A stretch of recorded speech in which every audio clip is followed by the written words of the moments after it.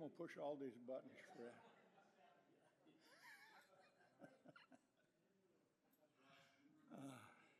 Good morning. We have a couple of people at the food table, but can't hear me?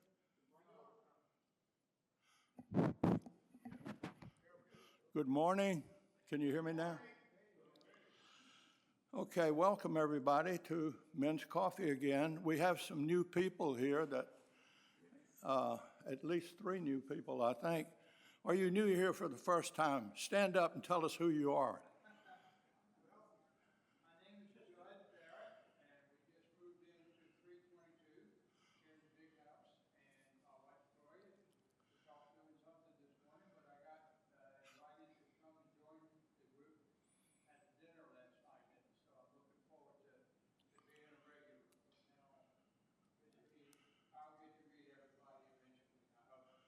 Thank you.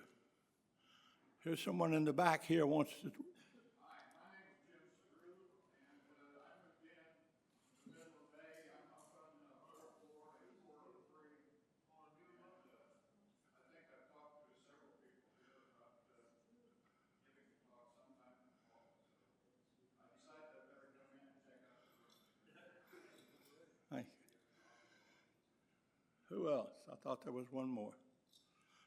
Some man walked in, he's here for a tour of the place and working with marketing, and he came in and looked around. I tried to get him to stay, but he wouldn't. But he said as soon as he signs up, he's coming to the Men's Coffee, so that's good. The new team, Al, Fred, and Dan will take over in September, and they've already got a sign up for September. So I'm looking forward to retiring in September. Our speaker in August will be Jim DeMint. And I always wondered why Jim DeMint had an Army on his cap, because I knew he flew airplanes for the Air Force. It didn't register until I noticed he graduated from West Point in 1960. So after that, you chose the Air Force. And Sharon is here. She's going to see what we do today so she can tell Jim what to do next month, because he's going to be our speaker. Jim is a decorated Air Force pilot who flew 160 combat missions in the Vietnam War, and he's got some interesting things to tell us. And there was something about a pilot who bombed a city in New York. I think you'll tell us about that story. You want to hear about that. So we're looking forward to having Jim here next month. Our speaker today is resident and historian Fred Beck. Fred received his PhD from Georgetown in 1977, and his 41-year career was as Department of Defense historian and as editor of the U.S. Air Force History Program. Fred is the greatest source of military history you'll ever find, and I'm so glad he's here, because every now and then I would get in a bind and I'd say, Fred, my speaker is sick, or my speaker canceled. Can you do something? And he always did something, and it's a pleasure to have him here. Fred, I want to tell you one quick story. He's going to talk about the Desert Fox. In 1951, I was a junior in high school, and we went to the movie to see a movie called The Desert Fox. And we were seated, and we went through all the preliminaries, and then it was time for the main show.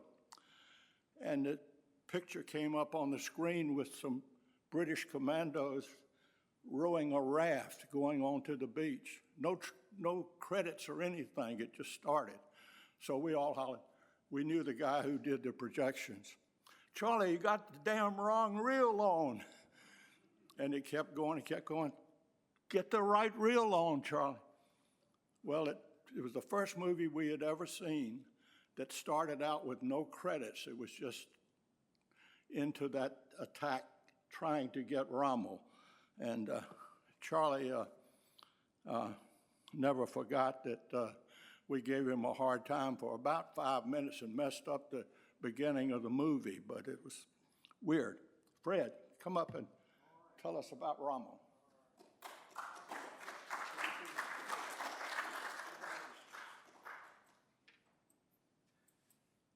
Yeah, I can mention that movie that you just referred to, so that's okay. Let's get this started here.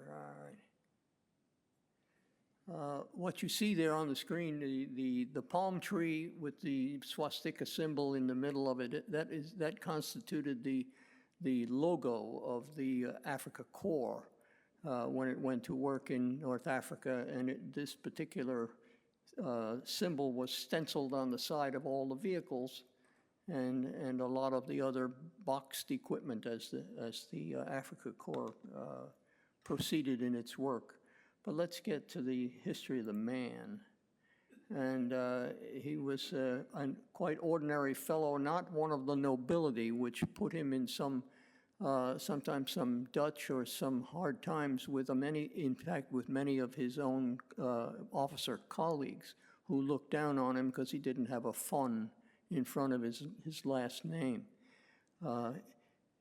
He remains today one of the great historical figures of World War II, and why we continue to keep talking about him. He made his own legend to a great extent as he practiced this sheer ability, this intuitive mastery of every battlefield. He could practically read his enemy's intentions every time and take 2 steps ahead of what was happening on the battlefield. He was gifted in this fashion and is still known for that. Where the name Desert Fox comes from is not quite clear. There seems to be no single source that identifies how he got that name, but he certainly earned it in North Africa. Even Churchill paid him a tribute, which I'll mention later. The thing we have to get started with is a description of the theater. But what you see first there is the young Lieutenant Rommel with the award, the medal about his throat is called the Pour le Mérite, which he earned in World War I. So already we see a certain talent for outsmarting his enemies. He managed to conduct a nighttime operation that netted over 1,000 Italian prisoners and captured 81 field artillery pieces, for which he was given this highly coveted medal. The medal itself, the Pour le Mérite, was something that Hitler hated, and the reason for that was that it had a French name, even though it was invented by Frederick the Great. So with that, let's give you the picture of what this theater of war looked like. The sheer distances involved are something that you have to take note of from the beginning. Rommel went to work on the 12th day of February after Hitler assigned him to come to North Africa to rescue the reputation of the Italians, who had done a poor job of combating British presence emanating from Egypt.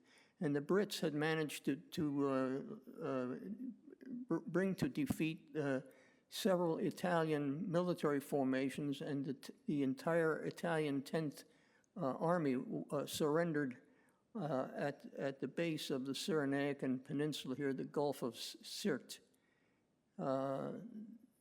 This made it look as if the Italians were going to have to abandon the whole theater. And the even greater danger was if they managed to get themselves to this border right here, which were on the western side of that is where what remained of the French army after the Germans defeated France in June 1940. The French military forces were left to sit in a kind of an occupational status in Algeria and to the west. But if the British managed to get a foothold in that area, they would have given the Germans endless amounts of political problems, because the fellow running that area of the world at that time was a French admiral by the name of Darlan, who couldn't never quite make up his mind which side he wanted to be on, and he was much of an opportunist who, for the moment, had command of what was left of French forces. The distances involved are critical in this theory, in this theater of war. For each advance on either side, if there was a success in battle, It meant that every significant amount of mileage that you moved forward against your enemy, it meant you were stretching out the supply lines that you had to rely on to keep yourself fed, fueled, and sustained in terms of medical assistance. So the German line of communication spread from Naples, which was up here, down to Tripoli, and it had to sail around the island of Sicily, even though I run the line right through it. From Tripoli to Benghazi was another 400 miles. From Tripoli to El Alamein over inside of Egypt was 632 miles. Every time there was an advance by the German forces over that amount of territory, they had to keep relying on a line of communications that stretched exactly that same distance. The distance between Naples and Tripoli is 835 miles of open water through the Mediterranean. Mussolini in those days considered the Mediterranean to be an Italian lake, and this is what he wanted to keep in force and in being, although he was relatively, not only relatively, but completely unsuccessful in maintaining Italian influence in this area. So the one thing the one bit of influence that the British managed to hang on to in the middle of the Mediterranean is a 1,500-mile extent between the Rock of Gibraltar and Alexandria in Egypt. The one British holdout was this little fly speck in the middle of things right here. It's the island of Malta. The Brits managed to keep there something called Force K, which varied in strength, but usually it had at least 2 cruisers and at least 3 or 4 destroyers, any number of aircraft. With this element on that particular island, which resisted all efforts to subdue it by the Axis, the Brits managed to one degree or another, managed to interfere with the logistical supplies that were moving in convoys from Italy down to Tripoli. Tripoli was the only port on the North African coast at this point that could sustain what the logisticians call throughput. It could unload at any one time 5 ocean-going transport ships and bring in as much as 45,000 tons of equipment on any one week-long period. So here is in summation the problem of logistics for both sides, but particularly for the Germans in this particular theater. The thing that Rommel does, as soon as he gets ashore in Tripoli, he begins to disobey his orders. He was sent there with the idea of having an Africa Corps, no more than 3 divisions, and which was supposed to serve as a blocking force. He, in turn, decided he was going to go on the attack, and so he headed immediately for the Egyptian border in what he called a race to the wire. By April of 1941, he had covered that much ground and was in fact in possession of the Italian port of city and vacation resort of Benghazi. The Italians, who were always in his chain of command all the way up to the Italian general staff, were horrified at this because many of them had their summer resorts in Benghazi. And if Rommel began to include that city within his sphere of influence, it meant that the British would take to bombing the place, and it would bust up their summer homes. So they were a little miffed at the idea that Rommel was going on the offensive. The next great port out on the African coastline within Libya was at Tobruk. The problem with Tobruk, it could transfer in any given day no more than about 450 tons of supplies. It was known much more as a fortress than it was as a logistical port. What happened through the year of 1941 is that Rommel managed to invest the place. He surrounded it and kept the garrison within Tobruk, trying to defend the place against his frequent assaults, all of which failed. By November of 1941, the battles had gone back and forth, and he had earned for himself already by this time that sobriquet of the Desert Fox. He did so many things that befuddled the British command in the way he conducted activity on a battlefield. He was usually, in the first instance, always out front of his troops and directing the battle himself from the very front lines. The British managed to organize a counteroffensive against him called Operation Crusader in November of 41, which pushed him all the way back to the place that he had landed at in the neighborhood of Benghazi in November of 1941. And there the lines stood for through the winter of that year. The German reaction in these events when Rommel took the offensive in that summer of 1941 were also as horrified as the Italians' reactions were.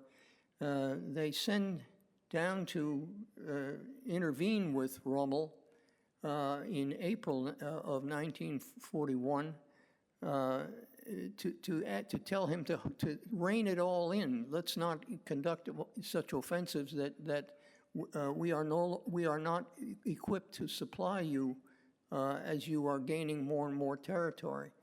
And the reason that the German army staff was so concerned about this is that they were deep in the planning for the invasion of Russia, and they could not sustain offensives on two different continents at the same time.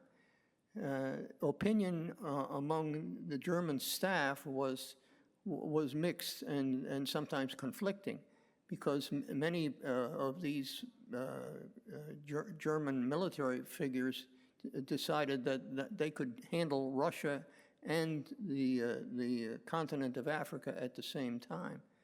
But this became the element of greater discussion and contention even among the German military. The activities on the North African continent, at least through the spring and summer of 1941, netted the Germans 3 British generals whom they captured as prisoners. The fellow in the middle here, looking past his 2 brothers, is Richard O'Connor, who was a relatively senior commander in what became the 8th Army in the British command in North Africa.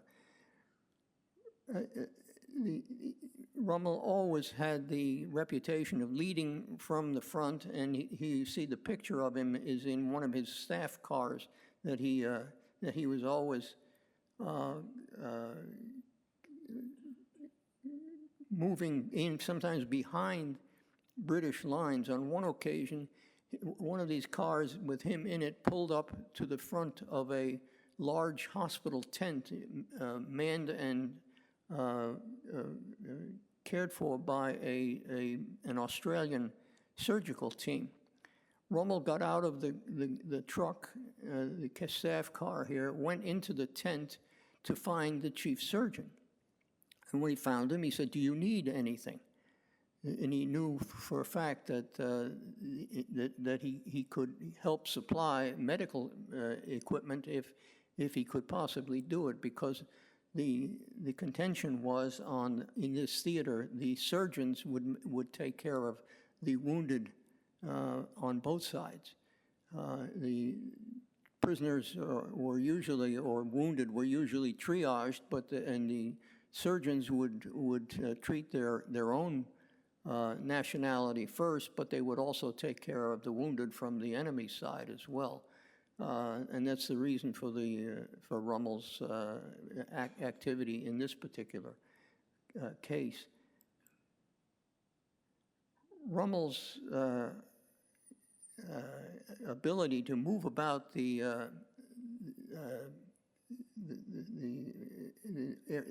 area of operations was also enhanced by the fact that all of the German senior commanders were used to flying around in this particular airplane, which was called the Stork. It was a fabulously well-designed aircraft that could do very short-range takeoffs and landings. Rommel could actually fly one of these aircraft, but he usually had a pilot. And it also was pretty dangerous, this kind of activity where senior commanders would fly low and slow over the active combat areas, because they were very often shot at and hit in this aircraft by individual fire from the ground. At least one of the senior commanders of the Africa Corps was captured himself because the pilot who was flying his Stork was shot and killed in the act of flying the airplane, and this general managed to get the airplane down on the ground himself, but he had to surrender to the British at the time. All right. Conditions of war have led to the generalization that this in North Africa was what prevailed there was a gentleman's war. Rommel was someone of an idealistically chivalrous nature, and he would follow the rules of war to a T. Of the three major biographies of Rommel, the first is by a fellow named Desmond Young, a British brigadier, who was in fact captured and produced this first biography of him after the war, and using, of course, the sobriquet, the Desert Fox. And there was a movie based on this book, and it's the one that John Taylor just referred to, where a British commando team attempted at a place called Beda Latoria in November of '41 to capture and possibly kill Rommel. They assaulted this place on the coast of Cyrenaica, only to find that Rommel wasn't there at all. They had completely misread all their intelligence. And the significant thing about this was that Hitler had ordered that any of these commandos who were captured in the act of attempting to conduct irregular operations against German forces should simply be shot out of hand.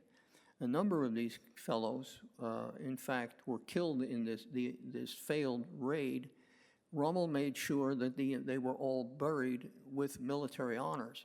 He regarded them highly enough for their daring in doing what they were sent out to do.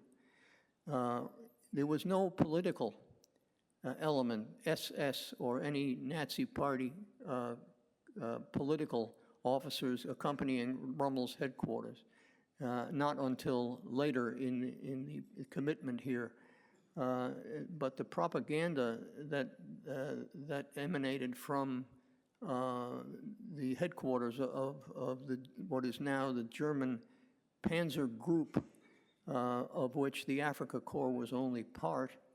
Rommel helped to create his own myth, and he had a direct contact with Hitler's headquarters and the senior element of the German military.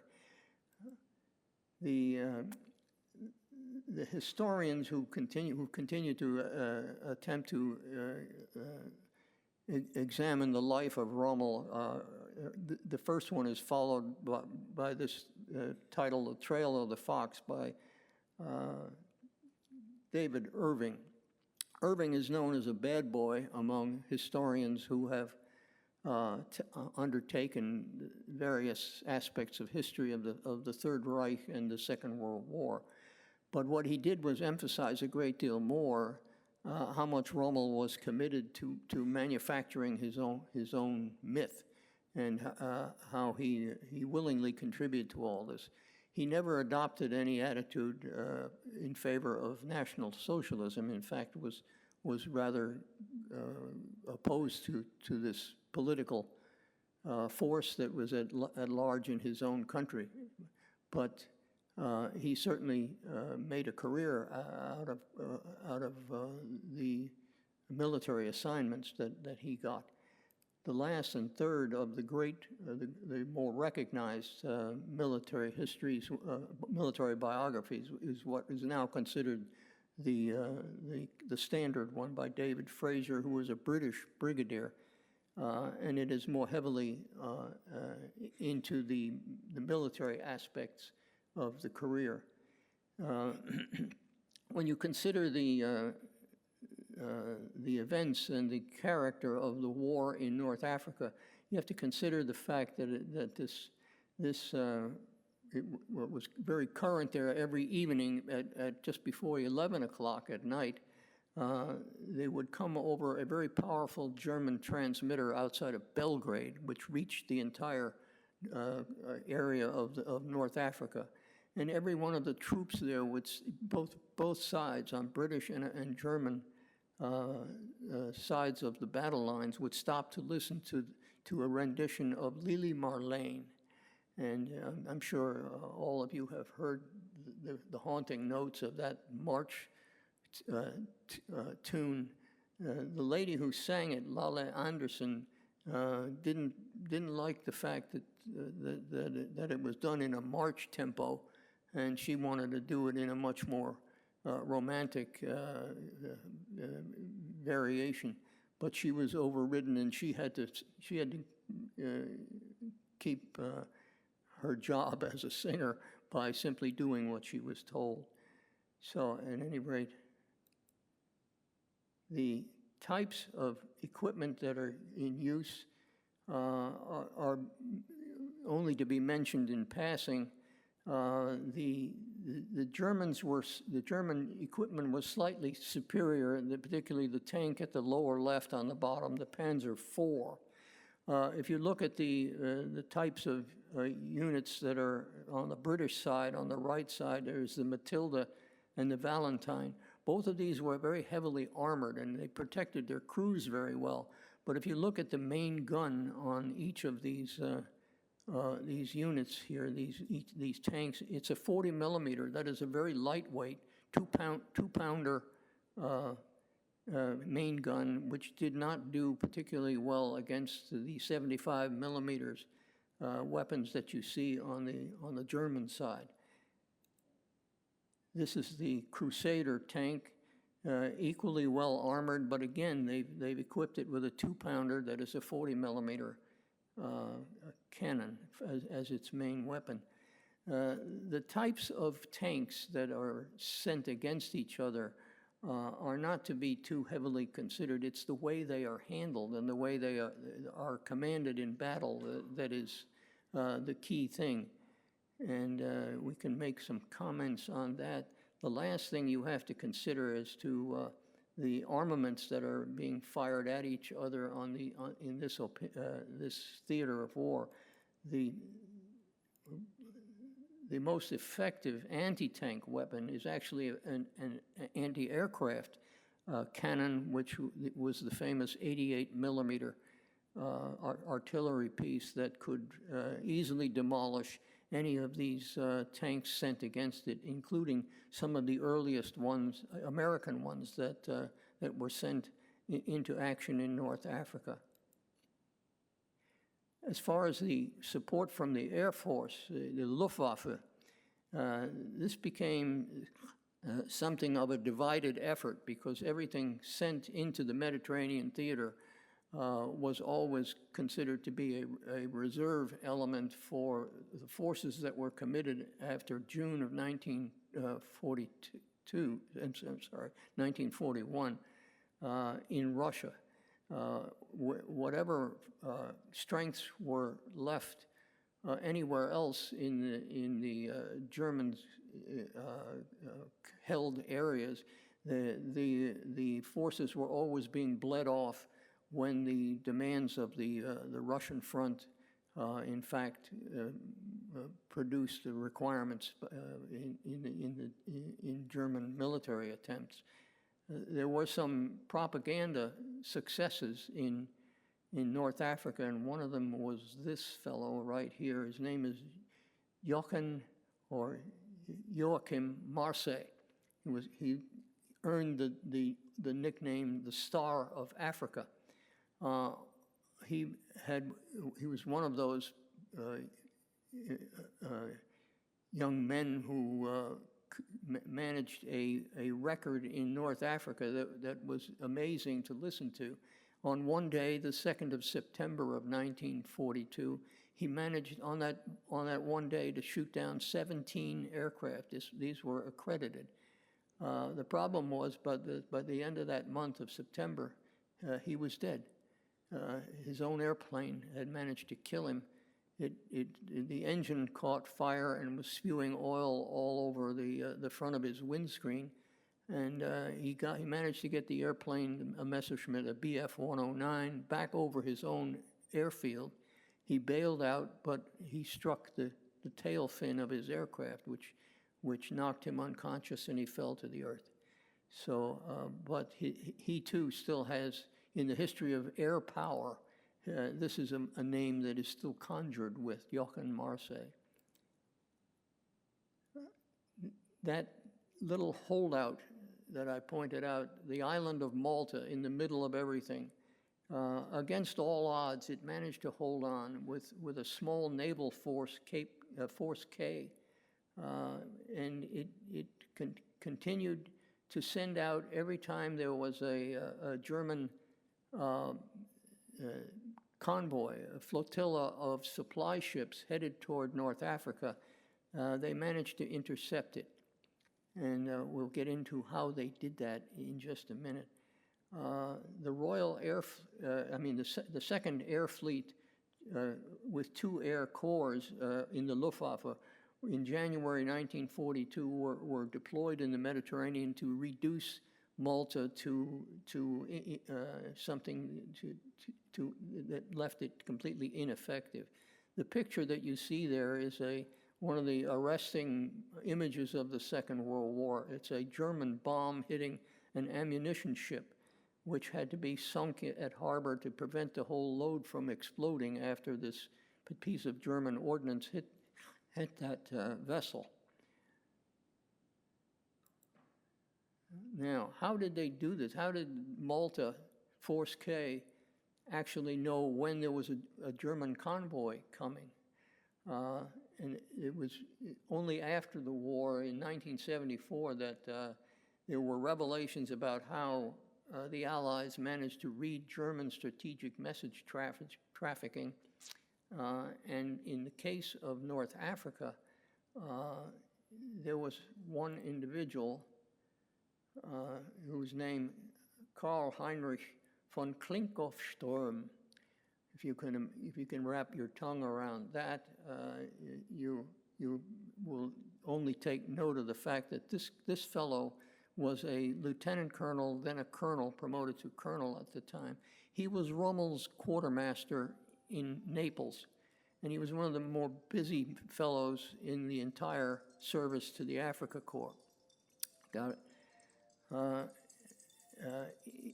He was based at Naples, and he would have to form these convoys and load them up with the supplies going to North Africa.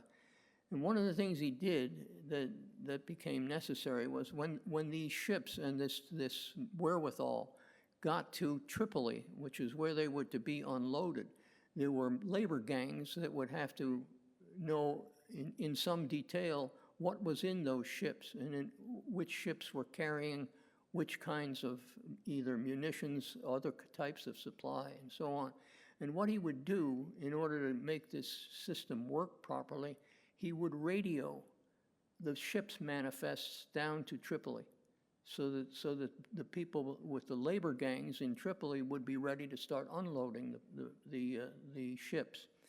But the Ultra system, Enigma system, could read these radio messages. So when they saw this colonel's advisories as to what's coming south to Tripoli, what the Brits always said was, "Aha, we'll just sail Force K out into the middle of these things." And what they had to do continually was to put aircraft over the entire route of the convoys so that the Germans wouldn't catch on to the idea that they were reading the message traffic, and they would think that, oh, it was the aerial reconnaissance that spotted the convoys each time. In other aspects of the intelligence of the theater, the tactical intelligence on both sides was superb. On the German side, in Rommel's side, he had a radio intercept company, which turned into the 621st Radio Battalion, run by a young captain by the name of Alfred Seebohm. Seebohm was eventually killed at First Alamein, and when that happened, Rommel lost all his eyes and ears as to what the enemy order of battle was all about and what they were doing. We had our own leak in the scheme of things with something called the Little Fellers in intelligence history. Bonner Fellers was an Army colonel, American Army colonel, seconded to the American embassy in Cairo. Well, he was using the diplomatic black code to send his reports back to Washington and the theater commanders in Europe. Each of these things was being read by the Germans as he produced them. So they had a pretty good signature of what, in fact, the Brits were doing, because Fellers would produce a summary of these British plans in Cairo, and thus Rommel had information as to exactly what was coming at him next. Fellers was transferred back to Washington in July of '42, and the Germans lost, as it says, what they called the Die gute Quelle, the good source. The quintessential, the climactic battle that gave Rommel his great career was this Battle of Gazala in May and June of 1942.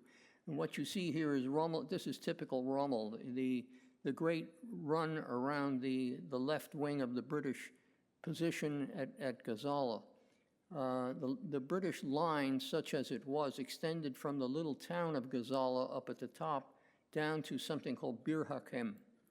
Bir Hakem was a fort that was held at this time by 3,600 free French soldiers who put their lives at some risk, even if they were not being shot at, and I'll explain why.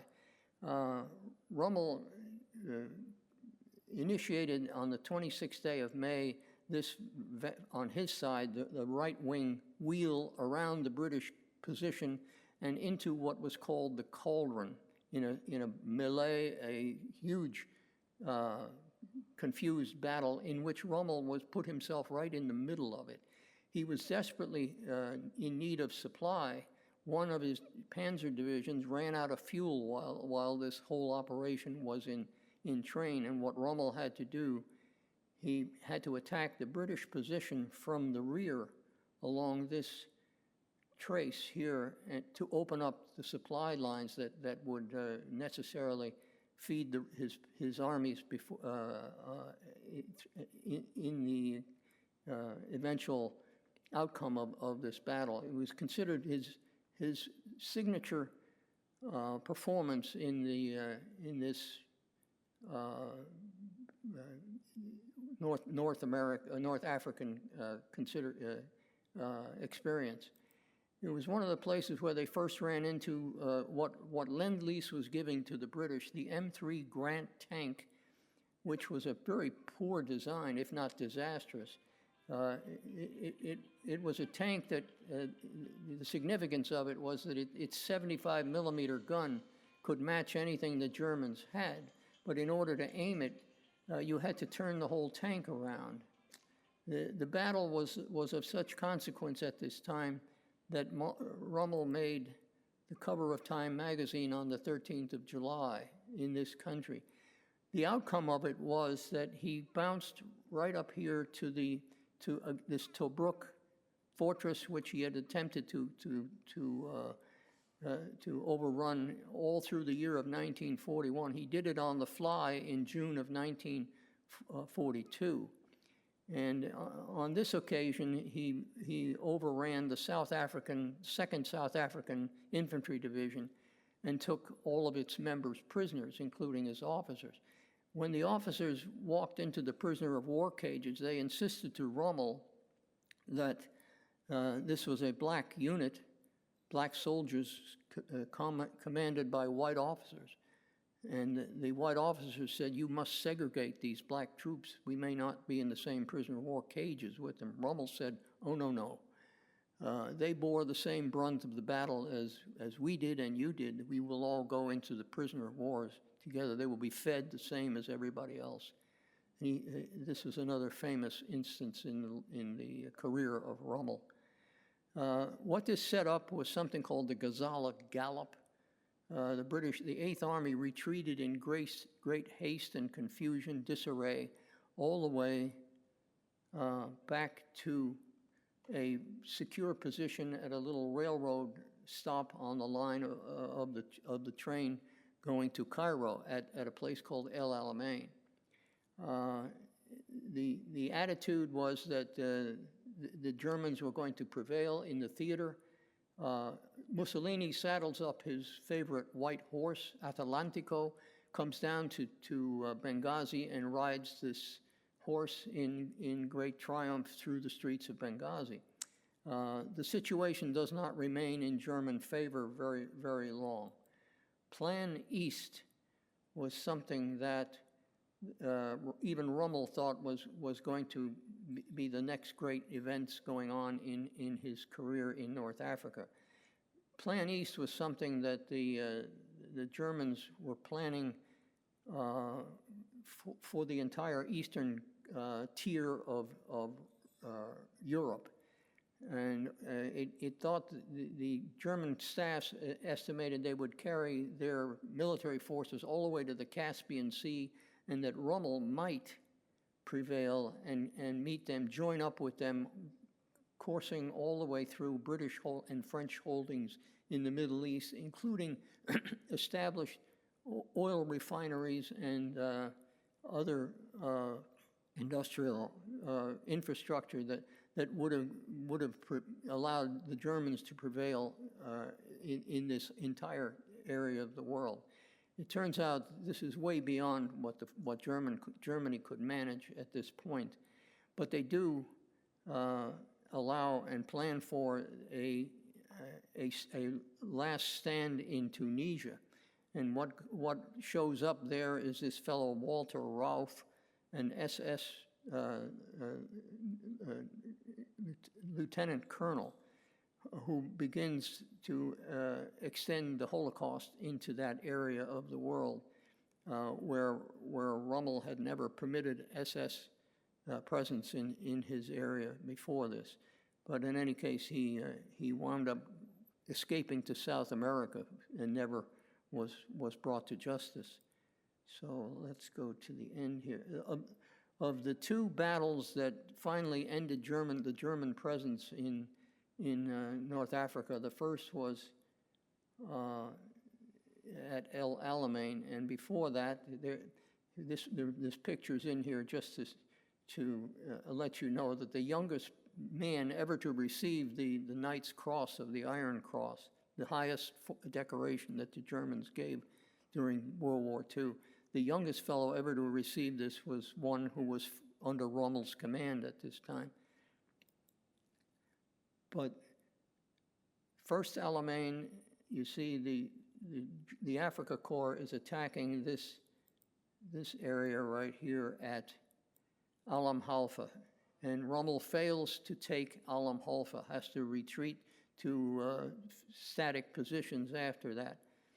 In August of 1942, command changes in the British structure in North Africa, and who arrives now is Bernard Montgomery, general at the time. What he does is prepare almost a World War I type of battle that turns into the Second Alamein in November. The Second Alamein starts in October, 23rd of October of 1942, and by the 4th of November, what has happened is that Hitler has, in the middle of this battle, Hitler tells Rommel, you have only two choices. You may stand or you die, victory or death. This is a typical Hitler directive at that time. While Rommel is thus engaged, he has beneath in his command this fellow Bernard Ramke, one of the colorful but also sometimes detestable German officers in his command. But he adopted tactics that, since the Germans were always very low or without entirely means of transportation, that is trucks, his tactics were usually devised in such a way that instead of grabbing singular objectives, they would always be directed toward collecting as many bits of transport as he could, since his units, his parachute units, were in fact without any means of ground transport. So he would always try to capture wheels that he could put his men on to move them around. While all this is going on, Operation Torch, which is our invasion of Northwest Africa, is in planning, and this comes off on the 8th day of September. And what this produces is a necessity for Rommel to retreat. Completely disobeying Hitler's order, or the Hitler order of the 2nd of November, on the 4th day of November, Rommel orders a complete withdrawal. And this produces one of the great sagas in his career, because when you're conducting a fighting retreat, it's one of the most confusing times in a military commander's career.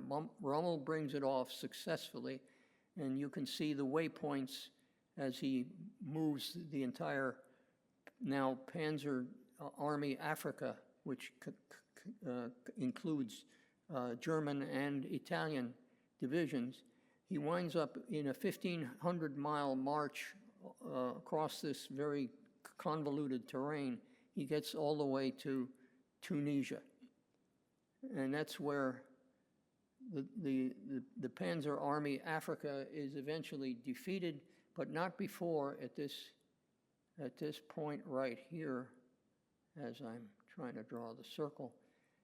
The Africa Corps runs into the Americans' II Corps, which is subordinate to the British First Army at this point. And they collide at a place on the 19th of February of 1943 at a place called Kasserine Pass. It was a bloody nose for American military interests and units. And yet the Germans and the Italians managed to get themselves only confined to this corner of the Tunisian terrain around the port of Bizerte, which is where they surrender on the 8th day of May. The German attitude toward Americans that they met on the battlefield was that they were amazingly bad. The Rick Atkinson's book on An Army at Dawn says of the American effort in North Africa that we were lousy in North Africa, but North Africa was a place to be lousy. The German side, the records that survived of German command at the time said the Americans were poor, but it was amazing how fast they learned. And that was the summary of how things progressed at this last stage of things in North Africa. So let's just, to sum it all up, it seemed to be a place where a man like Rommel could display his genius on the battlefield, but as a strategy for eventually commanding significant and worthwhile places to contain and to hold on to, and to manage to extract various goods and services that would sustain the German war effort. The German effort in North Africa was a strategic dead end. So what we have left is Rommel, the great field commander, who at this point in the war was saying out loud that Africa was no longer worth holding on to. And all of this came to Hitler's attention, so that his reputation with Hitler began to suffer. So that kind of ends the whole thing at this point. And if I've enlightened you on what this man's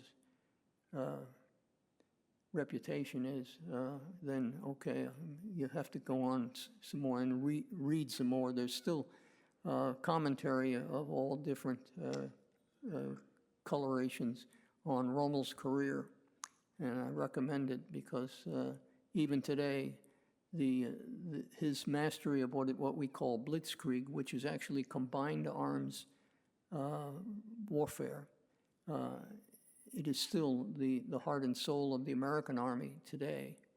So it's something that the man is still has a reputation even among our own soldiers. So with that, we'll ask for any questions or whatever you'd like. John.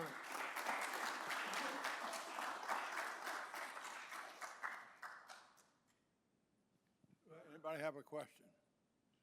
Yes, sir. Well, I got one here, and then I'll get you, okay? Allies can be dubious partners. This is certainly true of the Italians. I know during the war, a whole series of Italian jokes came out. Like, have you heard about the Italian kamikaze tank? Oh, no.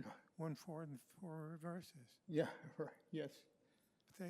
But do you think he would have been better off without the Italians? They were. That's a great question.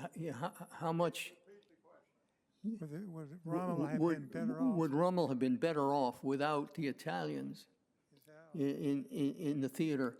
The fact is, he needed the manpower, but he never could quite. He always treated his Italian officers. He treated them rather with disdain and gruffness. But he always had high praise for the Italian troops, the lower enlisted people. Whenever he had one of these great decisive tactical engagements, it was always the Africa Corps at the point of all of that stroke.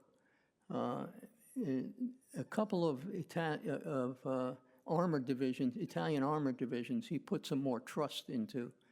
Trento was one of them, but he always put more of his faith in his own German command, because the German command were the ones who were practiced in combined arms warfare. That is blitzkrieg. It's what it's all about. The Italians were never trained in that type of maneuver, so he knew what he could trust. And that's, would he have been better without the Italians? He could not live without them, because if he invested a place like Tobruk, the people he left holding the British forces inside the fortress, he always left the Italians there to do the job of keeping them contained.